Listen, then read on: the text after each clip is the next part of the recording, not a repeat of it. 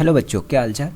तो जैसा कि अभी तक आप जो आपकी पोयम है द ट्रू ब्यूटी उसको आप मज़े लेके काफ़ी पढ़ रहे थे, जैसा हमको समझ में आया कि आप लोग, क्योंकि आप लोग कमेंट कर रहे थे जिस तरह से कि सर ने बहुत अच्छी तरह से, तो अच्छी बात है आप मज़े लेके पढ़िए, लेकिन उसको मज़े लेके पढ़ने के बाद आप उसको मज़े लेके लिखिए भी एग्ज़ाम में। तब तो ठीक है कि हाँ भाई हमने मज़े लेके पढ़े और मज़े लेके फिर लिखा भी हमने और हमने मार्क भी गेन किए, है ना। तो इस वजह से देखो, जिस तरह से आप पोएम को पढ़ रहे हैं समझ के, इसी तरह से आपको पोएम को पढ़ना है समझ के।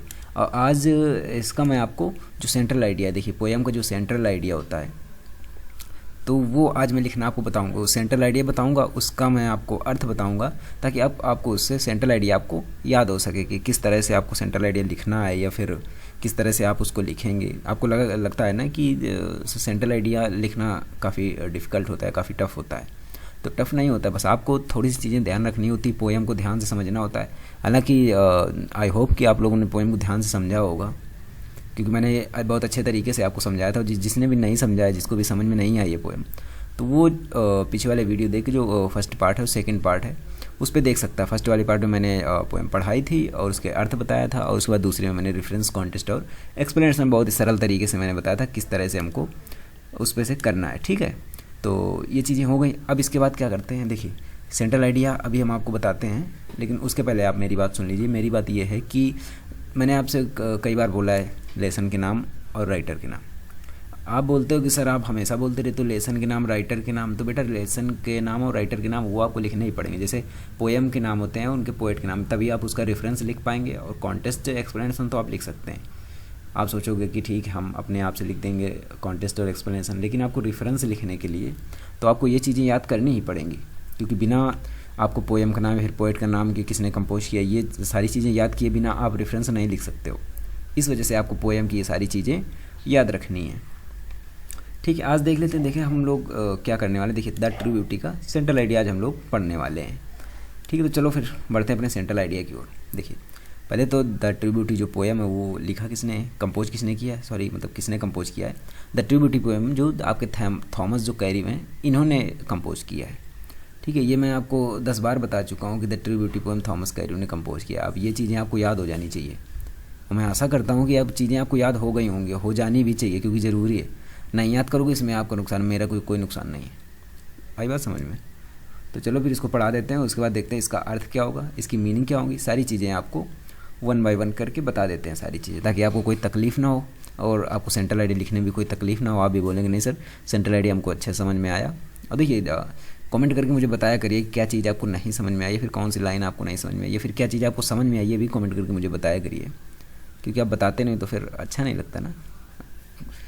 कोई व्यक्ति तुम्हारे लिए कुछ कर रहा है तुम उसको बताते भी नहीं, यार बता तो दिया करो कम से कम। तो बताना सही होता है ना, बता दिया करो, ज़्यादा सही रहता है, ठीक है। तो चलो पहले पढ़ लेते हैं यहाँ पर कि क्या कह रहा है। देखो, in this poem the poet says that the beautiful lips, cheeks and eyes make a woman more beautiful. अब देखो मैंने जैसा कि मैंने आपको अर्थ में काफ़ी सारी ये चीज़ें मैंने आपको कई बार बताई और आपको याद भी हो जानी चाहिए, क्योंकि मैंने इतनी बार ये चीज़ें बताई हैं। अब देखो पोएम तो छोटी सी पोएम है, उसमें से लिप्स, चीक्स और आइज़ ये वगैरह सब सारी चीज़ें हम जब बता चुके हैं एक बार, तो फिर ये चीज़ें आपको याद हो जानी चाहिए ना जी, ये समझो फिर। तो ये देखो फिर भी मैं आपको दोबारा बताता हूँ सेंट्रल आइडिया देखो कैसे लिखना है किस तरह से। तो पोएम को जो एक पॉइंट होते हैं, पॉइंट वाइज पोएम जो होती है, जो आपने रेफरेंस कॉन्टेक्स्ट एक्सप्लेनेशन में लिखा होता है, वही चीज़ उसी हिसाब से इसको भी पॉइंट वाइज करके लिखना होता है कि पोएम में पॉइंट बाय पॉइंट क्या बताया गया है, ठीक है। तो चलो सबसे पहले देख लेते हैं। सबसे पहले ये कह रहा है कि in this poem the poet says that the beautiful lips, cheeks and eyes make a woman more beautiful. इसका मतलब क्या होगा, इसका मतलब है इन दिस पोएम, इस कविता में कवि कहता है कि सुंदर होंठ, ब्यूटीफुल लिप्स, सुंदर होंठ, गाल और आइज, आँखें, make a woman more beautiful. इस कविता में कवि कहता है कि सुंदर होंठ, गाल और आंखें एक महिला को और अधिक सुंदर बनाते हैं। फिर क्या कहता है, कवि कहता है but these things are not permanent. लेकिन ये चीज़ें परमानेंट नहीं है ना। कवि क्या कहता है कि जो सुंदर होंठ, गाल और आंखें एक महिला को अधिक सुंदर बनाते हैं, लेकिन ये चीज़ें स्थायी नहीं है। अभी देखो कवि फिर आगे क्या कहता है कि दे आर मोर्टल, वो मरणशील है, ये समय बीतने के साथ खत्म हो जाते हैं। वो आगे कह रहा है, लेकिन ये दे आर मोर्टल कहता है वो मरणशील है, वो नश्वर है। फिर आगे कभी क्या कहता है, कहता है they decay with the passage of time, they decay with the passage of time, वो समय बीतने के साथ नष्ट हो जाते हैं। समय बीतने के साथ क्या नष्ट हो जाती हैं, यही जो आपको मैंने बताया था, गुलाबी गाल और मूंगे जैसे होंठ और सितारे जैसी आँखें, ये सारी चीज़ें ये समय बीतने के साथ नष्ट हो जाती हैं। जब तक टाइम रहता है उनका तब तक वो सही है, तब तक तो ठीक है, वो तब तक तो आपका आकर्षण बनी रहती है, लेकिन जैसे उनका टाइम ख़त्म तो वो सारी चीज़ें नष्ट हो जाती हैं, है ना। फिर उसके बाद आगे क्या लिखा है कि ऑन द अदर हैंड दूसरी ओर, ऑन द अदर हैंड दूसरी ओर, love based on good qualities of character and affection is permanent.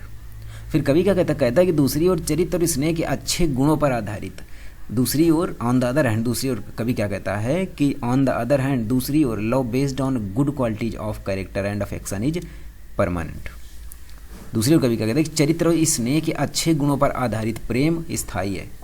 जो चरित्र वाला प्रेम है, चरित्र का प्रेम है जो, है ना, जो स्नेह का प्रेम है, अच्छे गुणों वाला प्रेम है, वो प्रेम क्या है, वो प्रेम स्थायी है। ये समझ लो तुम्हारे भविष्य, तुम्हारे फ्यूचर के लिए ना ये सारी चीज़ें अच्छी हैं। नहीं फिर बाद में कहोगे सर ने तो हमको बताया नहीं ये सब चीज़ें, हमको पोएम पढ़ा दी लेकिन उसका मतलब नहीं बताया कि मतलब क्या है इसका। तो इसका मतलब यही है कि जो देखो, जो ये सांसारिक चीज़ों का ये मतलब है कि सुंदर होंठ और ये जो दिखावटी चीज़ें होती हैं, जो फिजिकल ब्यूटी होती है, ये क्या होती है कि ये नश्वर है, ये नष्ट हो जाती है, इस समय बीतने के साथ इसका क्षय हो जाता है। ऑन द अदर हैंड, और दूसरी ओर क्या है कि love based on good qualities of character and affection is permanent. दूसरी ओर चरित्र और स्नेह के अच्छे गुणों पर आधारित जो प्रेम होता है वो स्थायी होता है, वो कभी ख़त्म नहीं होता है। यानी अगर किसी आपने कहते नहीं हो आपकी नहीं, हम तो उसको दिल से प्यार करते हैं, वो आप दिल से प्यार नहीं करते उसको, किसी को भी है, आपको हम मेल है फीमेल, मेल फीमेल को या फीमेल मेल को, जो भी है, तो आपको क्या लगता है, तुमको क्या लगता है, अच्छा तुम बताओ, तुम सोच के बताओ, तुमको क्या लगता है कि तुम्हें क्या लगता है कि नहीं तुम बड़ा दिल से प्यार कर, तुम कहते नहीं कि हम तुम्हारे लिए जान दे देंगे, जान नहीं दे दोगे, है ऐसे जान दे दोगे। अभी कोई कह देगा कि हमारे लिए वो ये काम कर दो, नहीं करोगे, फिर कहो बाकी बातें ऐसी करोगे, तुम्हारे लिए जान दे दें, तुमको दिल से प्यार करते हैं।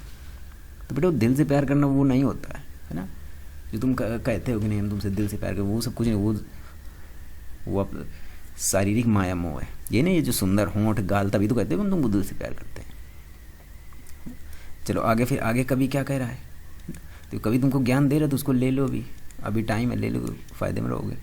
फिर आगे कभी क्या कहता है कि beauty of character is true beauty, beauty of character is true beauty, चरित्र की सुंदरता सच्ची सुंदरता है, कभी कहता है। लेकिन कुछ मूर्ख सोच रहे होंगे कि कभी तो बड़ा बेवकूफ़ है भाई, कभी कह रहा है कि वो चरित्र की सुंदरता सच्ची सुंदरता होती है। हमने तो आज तक कभी नहीं देखा है चरित्र की सुंदरता सच्ची सुंदरता होती है।